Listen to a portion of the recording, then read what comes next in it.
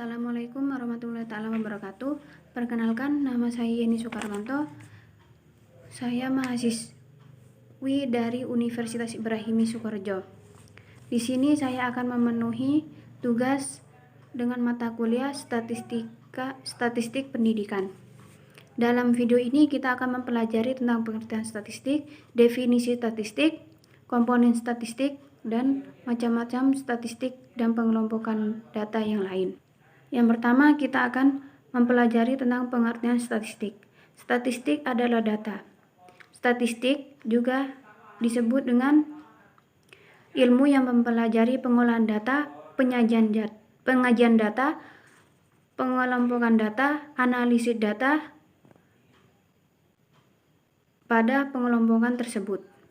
Dalam definisi statistik yaitu ilmu yang mempelajari tentang seluk-beluk data, penafsiran, dan penarikan kesimpulan dari data yang berbentuk angka. Dan selanjutnya kita akan memahami tentang komponen-komponen statistik. Yang pertama yaitu data, yang kedua perlakuan data dengan cara pengumpulan data dan pengolahan data. Dan yang ketiga kesimpulan, yang keempat angka-angka. Setelah itu pembagian statistik. Statistik dibagi menjadi dua, yaitu pertama statistik diferensial dan statistik deskriptif. Dan dilihat dari bentuk parameter, statistik juga dibagi menjadi dua, yaitu statistik parametrik dan statistik non-parametrik. Statistik parametrik yaitu bagian statistik parametrik dan populasi mengikuti suatu distribusi tertentu. Sedangkan statistik non-parametrik yaitu bagian statistik parametrik dan populasinya tidak mengikuti distribusi tertentu.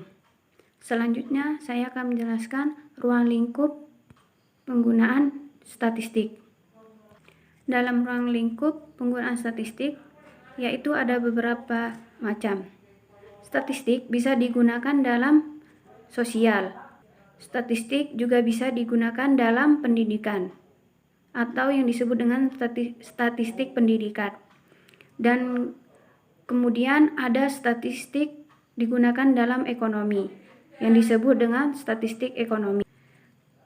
Terus statistik perusahaan serta statistik pertanian. Dan yang terakhir ada dalam ilmu kesehatan yang disebut dengan statistik kesehatan.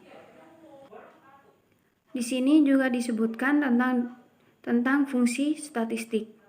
Fungsi statistik yaitu sebagai bank data, sebagai alat quality data, dan sebagai alat analisis, pemecahan masalah, dan keputusan di dalam masalah. Metodologi statistik yaitu berupa identifikasi masalah.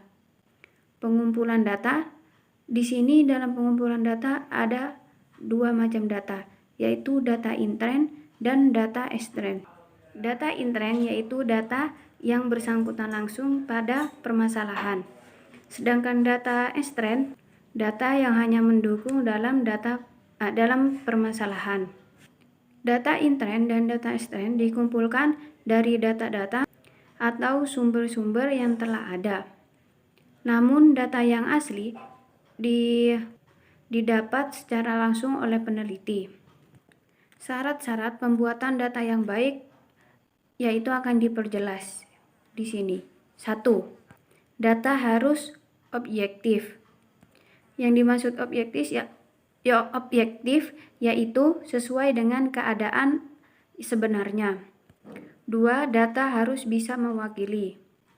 3. Kesalahan baku yaitu harus kecil, tidak terlalu besar dan tidak besar banget. 4. Harus tepat waktu.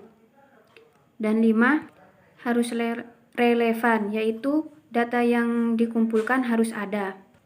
hubungannya dengan masalah yang akan dipecahkan. Sampai di sini saya menerangkan tentang pengertian, pengelompokan, definisi statistik. Kapan-kapan kita akan mempelajari tentang macam-macam statistik atau data, yaitu dengan melihat macam-macam data seperti data dalam tabel, data dalam diagram, data dalam pengelompokan, dan lain-lain. Assalamualaikum warahmatullahi wabarakatuh. Di sini saya akan melanjutkan tentang materi yang sebelumnya. Di sini kita akan mempelajari tentang data, pengertian data, jenis-jenis data, sumber data, dan lain-lain. Yang pertama kita akan mempelajari tentang pengertian data. Pengertian data ialah himpunan nilai atau informasi lain yang diperoleh dari distribusi, pengolahan, dan penilaian. Dan sedangkan jenis-jenis data yaitu dibagi menjadi dua bagian, yaitu satu, data kualitatif dan data kuantitatif.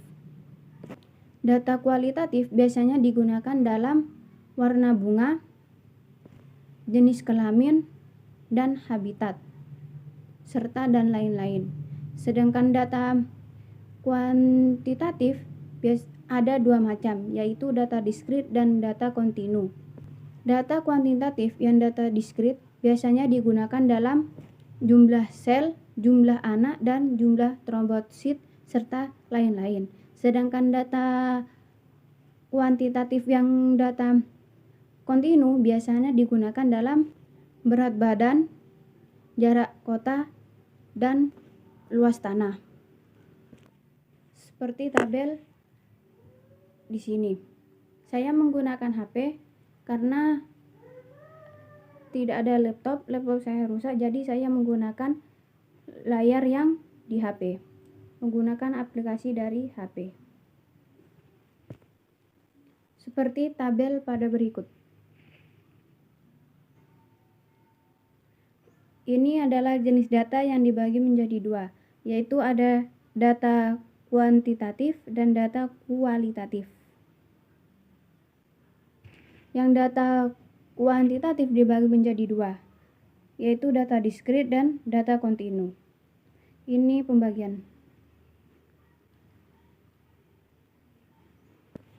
Dan berdasarkan penyusun angkanya, data dibagi menjadi tiga bagian, yaitu data nominal, data ordinal, dan data interval. Tadi adalah data yang disusun dari cara penyusunan angkanya. Sedangkan sekarang adalah data berdasarkan bentuk angkanya, yaitu dibagi menjadi dua bagian, satu data tunggal dan dua data kelompok.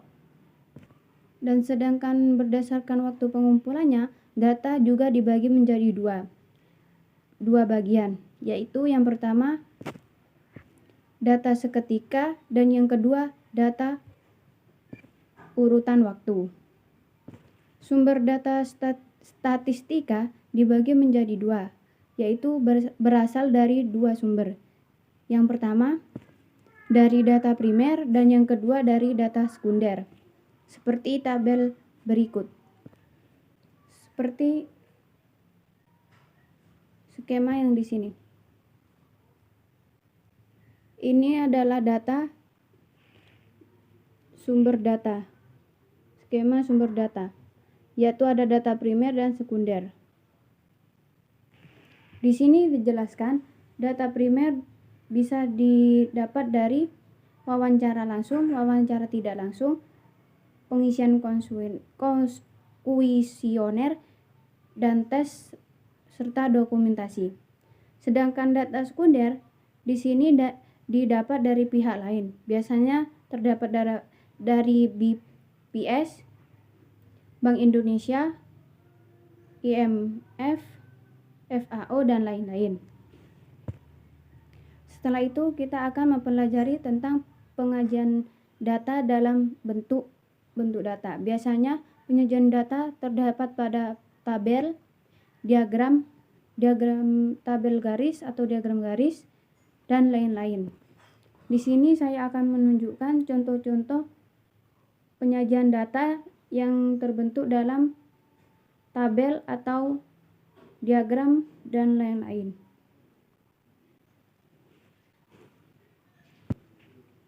Ini adalah contoh penyajian data dalam bentuk tabel. Ini adalah dalam bentuk tabel. Sedangkan ini dalam bentuk diagram. Di sini sulit karena menggunakan aplikasi dari handphone. Karena laptop saya rusak, jadi saya menggunakan aplikasi dari handphone. Ini adalah bagian dari tabel.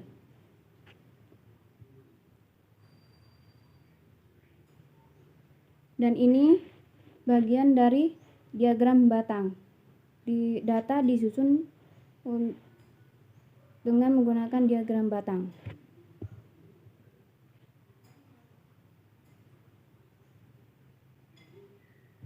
Dan ini contoh dari diagram garis. Ini adalah contoh dari diagram garis. Tabel data yang menggunakan diagram garis.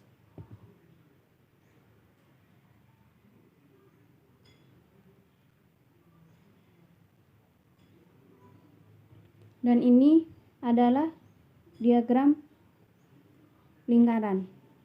Ini adalah diagram lingkaran. Ini adalah diagram lingkaran.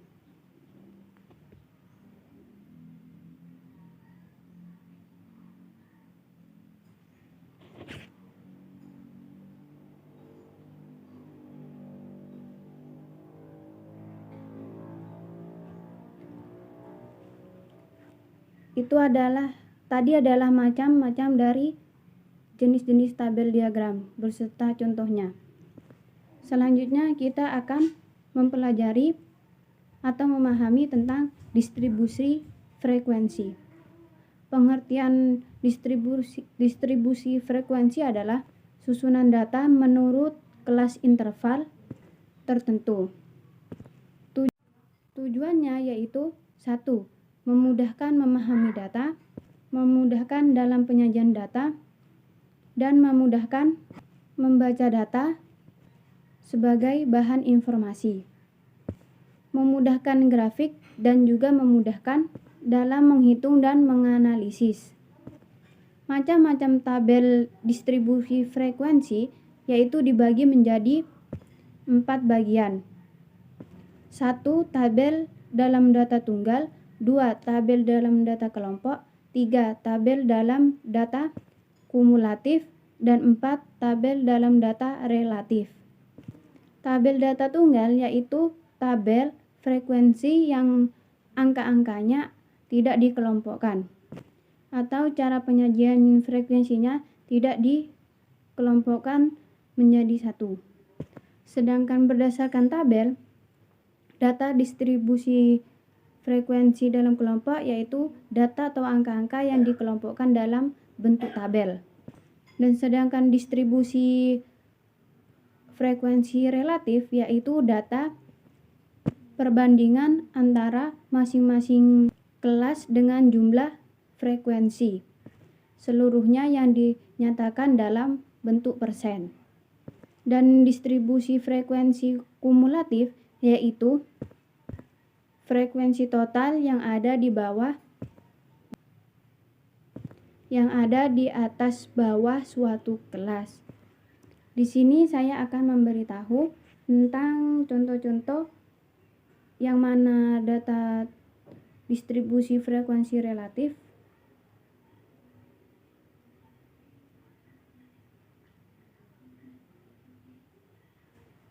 Ini adalah contoh distribusi frekuensi relatif. Tadi adalah contoh tabel dari distribusi data frekuensi relatif. Sekarang saya akan melanjutkan kepada ukuran pemusatan data. Ukuran pemusatan data dibagi menjadi 2, yaitu 1. Ukuran pemusatan data tunggal dan ukuran pemusatan data kelompok.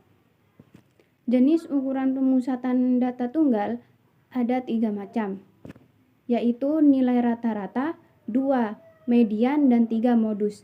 Median adalah nilai tengah, dan modus adalah nilai yang paling banyak muncul. Di sini saya akan menunjukkan rumus untuk mencari nilai rata-rata. Ini adalah rumus untuk mencari nilai rata-rata.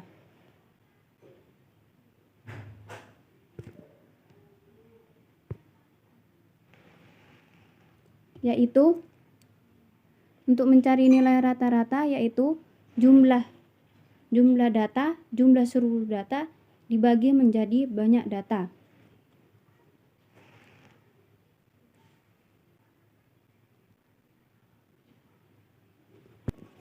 Dan sedangkan untuk mencari median yaitu dengan rumus seperti ini, yaitu jumlah data ditambah 1 dibagi 2. Ini adalah untuk mencari median. Dalam ganjil rumusnya yaitu jumlah data tambah 1 dibagi 2. Sedangkan jika jumlah datanya genap, maka rumusnya setengah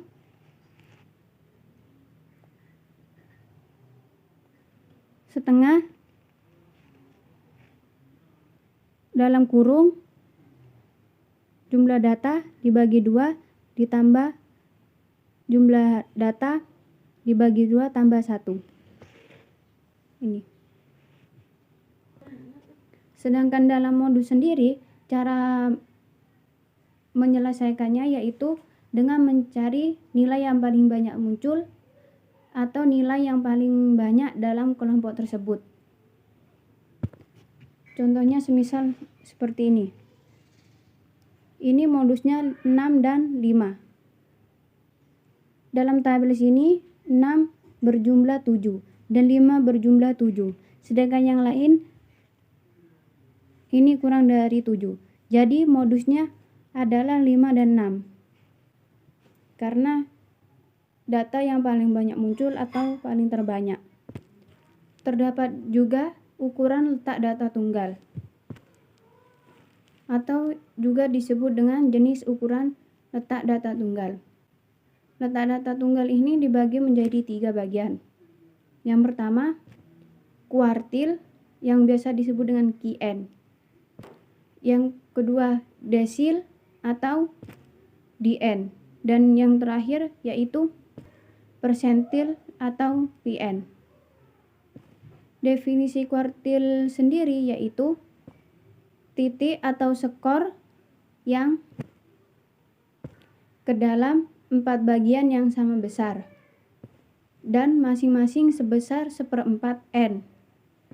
Dan sedangkan definisi desil sendiri yaitu titik atau skor yang membagi seluruh frekuensi distribusi dari data yang sedang diselidiki dalam 10 bagian yang sama besar dan masing-masing sebesar 1/10 N.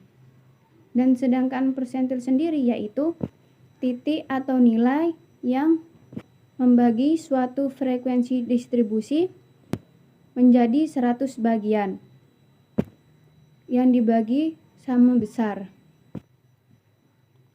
Cuma sampai sini penjelasan saya. Assalamualaikum warahmatullahi wabarakatuh.